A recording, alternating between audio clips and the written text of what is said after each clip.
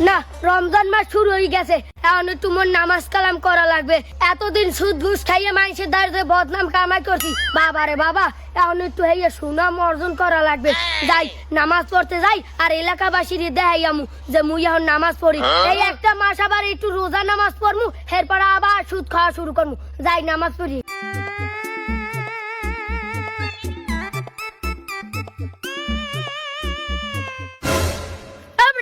আজান দেশে কোন কালা, তুই কি কানে কিছু হনো না? তুই কি বড়া বেড়ে ল নামাজ পড়তে ল। হারা দিন কি কাম করবি? নামাজ রোজা কি করা লাগবে না? ল নামাজ পড়তে লাই। খান সাহেব হপাই কালা আজান দেশে জামাত শুরু হতে তো আরো 15 মিনিট লাগবে। এইখানে মুই চিন্তা করছি কি হাতের কামটা শেষ করে এবার মুই নিরিবিলি যাবো। কি হয়েছে তোর? তুই নামাজ পড়তে যাবি আরো পরে? দুইটা সুপার দিয়ে একালে কাঞ্চা মুঞ্চা লাল বানাই গেলাম, একালে বেদব জানি কোন কাজ। বেড়ে ল আগে নামাজ পড়তে ল। এই কামাইয়ে নামাজ পড়িয়া এরপর ইয়ে কামড় বিয়ে নিল। আগে নামাজ পড়বি ল। ও কি কাকু আমি মোলাকে রাখ দেন কা? আমি কি কইছি যে মুই নামাজে যামু না? নামাজে তো যামু, হাতের কামটা শেষ করে এবার মুই আইতেছি। জামা শুরু হওয়ার আগে আগে মুই আই পড়মু। আমি জান সামনে তোর লাগে রাখ দেয় মানি। তুই কথাবার্তা কও কিয়া? বেড়ে নামাজের একটু আগে গেলে মসজিদে একটু আল্লাহ বিল্লাহ করবি, এটা সওয়াব আলাদা না? আর নামাজের সওয়াব আলাদা না? সামনে এখন তোর লাগে ভালো কথা কইছি, তুই এখন তাড়াতাড়ি মসজিদে ল, নামাজ পড়ি আইয়া এরপর তুই কাম করবি। মুখলিস তুই একটা কামড়ি হরবি কে? একদিন তো মরিয়াই যাবি, নাকি তোর মরণের ডরবার নাই? বেড়ে ল মসজিদে ল, নামাজ পড়ি আইয়া কামড়বি এনে। আচ্ছা লন তো হয় ল।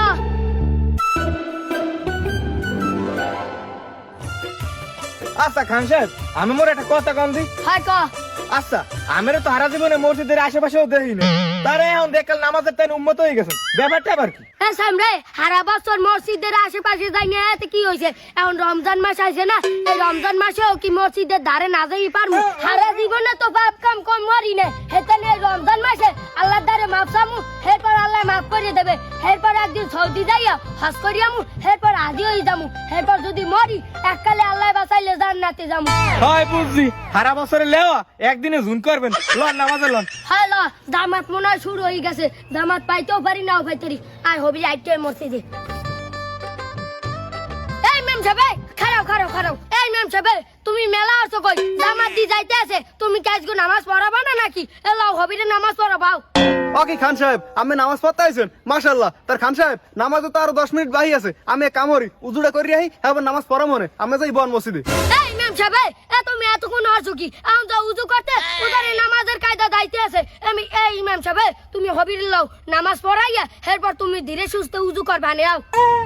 খান সাহেব আমি এটা কেমন কথা কন? উজু ছাড়া কি নামাজ হয়? আপনি এক কাজ করেন মসজিদে যাই বসেন, নামাজে তো এখনো 10 মিনিট আছে, আমি উজু করে আসি তারপর নামাজ পড়া মনে। ও বুঝছি ইমাম সাহেব, তুমি আজকে নামাজ পড়াবা না, রাহো। আমি এখনই মসজিদে যাইয়া মসজিদের সভাপতির দ্বারা তোমার নামে নালিশ দিতে আসি। তোমার থানে যদি আমার নামাজ কায়দা হয়, হ্যালে তুমি আর এই মসজিদের ভাত খাইতে পারবা না। ইমাম সাহেব মকলেছে তুই লাদি আজকে কি হয়েছে মসজিদে আমি দেখমু। আমি আজকে ইমামতি করমু আর তুই পিছনে বইয়া নামাজ পড়বি। আয় ইমাম সাহেব তোমারে লাগবে না, তুমি উজু করো। মকলেছ আয়।